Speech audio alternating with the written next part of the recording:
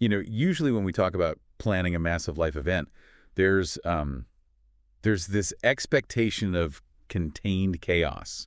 Like, think about renovating a kitchen, right? Oh, yeah. It's incredibly loud. Right, loud. And it inevitably costs way more than you budgeted.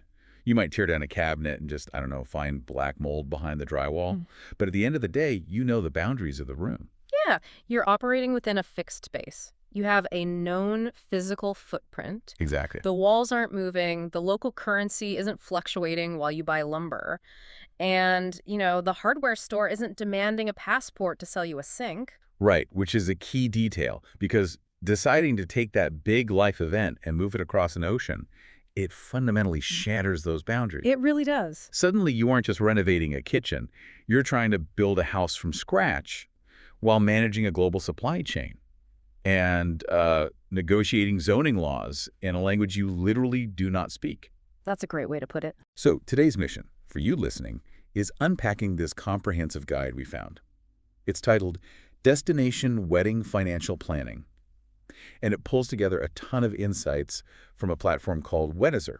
Highly recommend checking it out, by the way. Yeah, it's incredibly thorough. We're going to extract the hidden financial traps and the smartest risk mitigation strategies out there from this source. Because a destination wedding is essentially a complex corporate logistics operation that's just, masquerading as an Instagram aesthetic. I mean, that's exactly what it is. Yeah. And that shift from a domestic event to an international one, it changes the entire DNA of your budget. Okay, let's unpack this, Yeah. because it's not just a venue swap. Right? No, not at all. You are no longer just comparing the price of local catering and floral arrangements. You're introducing a whole suite of highly volatile variables. Right. We're talking about foreign legal bureaucracies, global currency exchange rates, and international travel logistics. Yeah. And those can change literally overnight based on a weather pattern or like a sudden airline strike. Which is terrifying. It is. The financial ground you're standing on is constantly moving. So before anyone can even think about the aesthetic details, like the flowers, the lighting, the music, they actually have to get their physical bodies to the location. Obviously, yeah. And according to the guide, this is where the destination budget springs its very first and honestly most surprising leak. I mean, the source emphasizes booking flights early and using fair comparison tools, but let's be real, anyone planning a trip knows that. Yeah, that's basic travel advice. Right. The deeper strategy they outline is really about the cascading economic impact of flexible travel dates. And this is huge. People often think about flying off-peak purely in terms of, saving $50 or maybe $100 on an individual airline ticket. Just a slight discount. Right. But when you are looking at the massive financial footprint of a destination wedding, flexible timing is not just about the flight. When a couple chooses to fly themselves and, say, their core wedding party out a few days before or after the major peak travel windows, that initial saving triggers a domino effect down the entire spreadsheet. Okay, how so? I mean, does the venue actually care what day you flew in?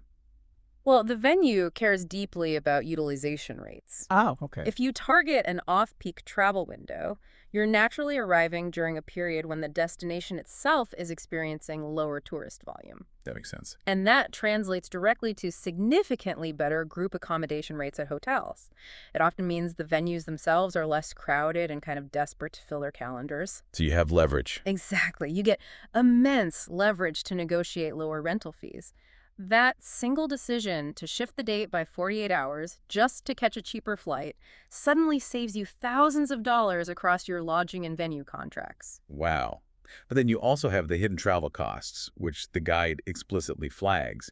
Things like baggage fees, airport transfers, seat selection fees, and international departure taxes. Yes, those add up so fast. Right, because when you're flying solo for a quick vacation, paying an extra $50 to pick a window seat or check a bag is just a minor annoyance. It's whatever. Yeah. But factor in multiple flights, the massive amount of luggage required for a wedding. I'm talking the dress, the suits, the decor you couldn't source locally, and perhaps the fact that you might be subsidizing travel for key members of your wedding party. I mean, those hidden fees scale aggressively. $100 in hidden baggage fees for one person becomes an unbudgeted $1,000 expense when you spread it across a subsidized wedding party. It's just a huge hit. And the physical logistics of moving the event across a border are expensive, sure, but they're at least somewhat predictable. The real shock comes when we move from getting your physical body into the country to actually navigating the legal right to marry in that country. Okay, wait, I have to stop you there because the guide goes incredibly deep into something called regal marriage documents. Yes. They list out birth certificates, divorce decrees, and this thing called a single status affidavit. Yeah, it's a big one. Are you telling me people actually spend tens of thousands of dollars to fly their entire family to a villa in Tuscany and then get turned away at the altar because they didn't bring a notarized piece of paper proving they aren't already married? I mean, that sounds completely absurd. It sounds absurd until it happens to you. And what's fascinating here is that people pour hundreds of hours into meticulous event planning, right? Oh, absolutely. They know exactly what kind of wine will be served during the toast, but they completely forget to plan for sovereign bureaucracy. Wow. Different nations have incredibly strict, heavily enforced rules about who can legally enter a binding marriage contract on their soil.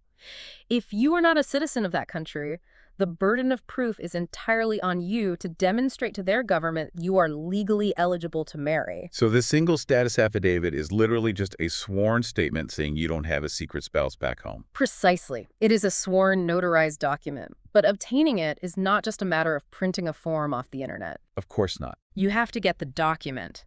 Then you must pay a notary to witness it. In many cases, you then have to get an apostille, which is it's an international certification of the notary's signature, and that requires processing fees and shipping it to a government office. Let me guess. If the destination country speaks a different language, that English document is completely useless to their local magistrate anyway. You guessed it. You then have to hire a certified, legally recognized translator to convert that sworn apostille document into the local language. Oh my God. And if you didn't realize you needed all of this until, say, 3 weeks before your flight, you're going to be hit with massive expedited processing fees from every single agency involved. So a piece of paper that sounds like a minor administrative hurdle suddenly costs you $600 in a month of severe anxiety. Exactly. The ultimate nightmare scenario is putting on a beautiful ceremony, reading your vows as the sun sets over the ocean, and then realizing that legally you just funded a very expensive theatrical performance. Like, you aren't actually married. Yeah, that happens. Starting that paperwork early is the ultimate risk mitigation strategy. It prevents you from being legally locked out of your own wedding. Okay, so we've crossed the physical borders, and we've navigated the bureaucratic nightmare of international legal documents. Now we hit what feels like the most insidious part of this entire endeavor. The money. The money. Once the borders are cleared, couples have to cross a financial border. And the guide points to currency exchange as a massive area of vulnerability. Let's walk through the mechanics of this because it feels like something that can silently drain thousands of dollars from a budget without the couple ever actually dying anything new. It really is silent. Currency fluctuation is the invisible variable in every international contract. Right. Imagine you sign a contract for a venue in Europe and the agreed price is 20,000 euros. You sit down with your spreadsheet in January, you check the exchange rate, and 20,000 euros translates to roughly 21,500 US dollars. Okay, making sense so far. So you lock that number into your budget, but your final payment to the venue isn't actually due until October. And a lot can happen to the global economy in 10 months. Exactly. If the exchange rate dips if the dollar weakens against the euro by the time October rolls around, those same 20,000 euros might suddenly cost you 23,000 US dollars. Ouch. Yeah. You just hemorrhaged $1,500 from your budget, and you receive absolutely nothing extra for it. No extra appetizers, no upgraded lighting. You just paid more for the exact same contract. Here's where it gets really interesting, though, because we're so used to just tapping our phones to pay for things. But the guide establishes a cardinal rule here that I found fascinating. They say under no circumstances should you ever exchange your wedding funds at an airport kiosk. Never. I mean, I think most of us vaguely know airport exchange rates are bad, but why are they dangerous enough to be singled out as a major financial trap in this specific guide? It comes down to the mechanics of the currency spread. When you walk up to an airport kiosk, you aren't just paying a flat transaction fee.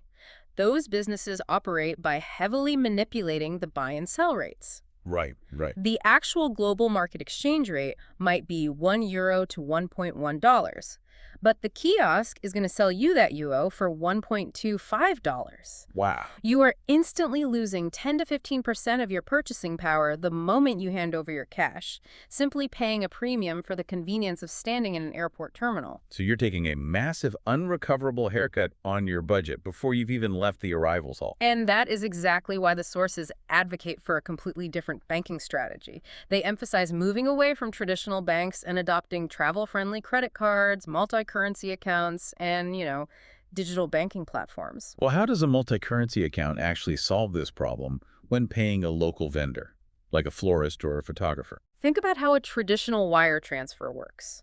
If your caterer in Mexico only accepts payments to their local regional bank, and you try to wire them money from your standard checking account in the US, your bank is going to charge you an international transfer fee.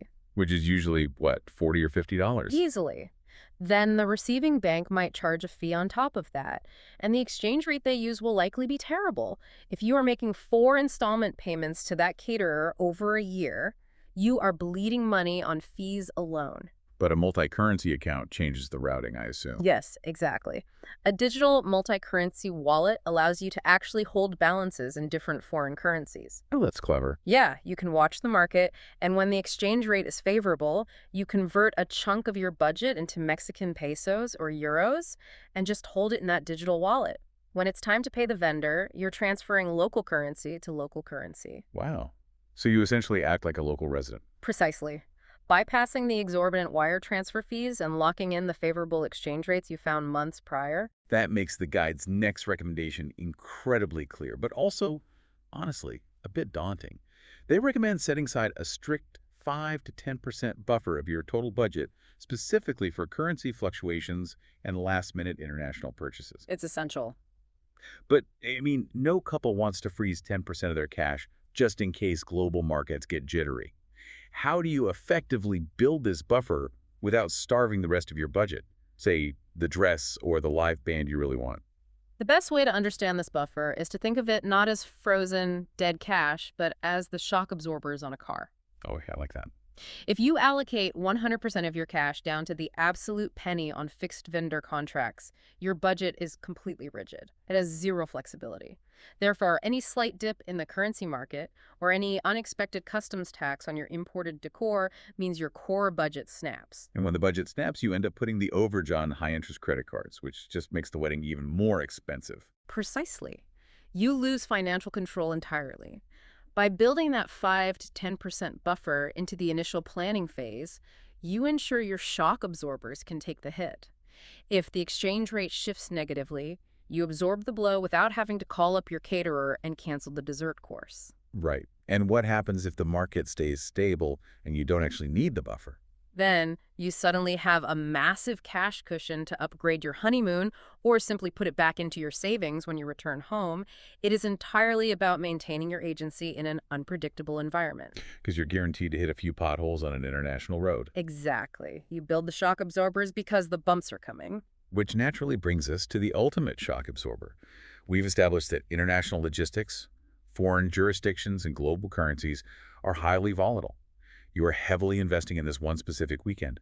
How do you protect that massive investment against catastrophic failure? Insurance. Right, the guy brings up travel insurance, and they are adamant that it is an absolute, non-negotiable essential, not an upgrade, not a luxury. Operating in an unfamiliar country exposes you to a level of risk that simply does not exist when you book the banquet hall down the street from your house. Looking at the list of what travel insurance actually covers in the context of a destination wedding, it's flight cancellations, medical emergencies abroad, lost baggage containing bespoke wedding attire, sudden vendor disruptions, and natural disasters. It's a long list. It is. I read this and immediately thought, destination wedding travel insurance is essentially a prenuptial agreement for your vendors and airlines. Huh. That's a really good way to look at it. It feels deeply unromantic to sit down and discuss the worst-case scenarios, and no one wants to think about a hurricane hitting their venue.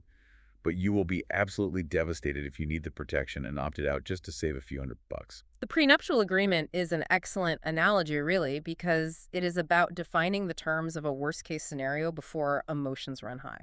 The sources explicitly note that skipping travel insurance is one of the most common and devastating financial mistakes couples make. If a global event shuts down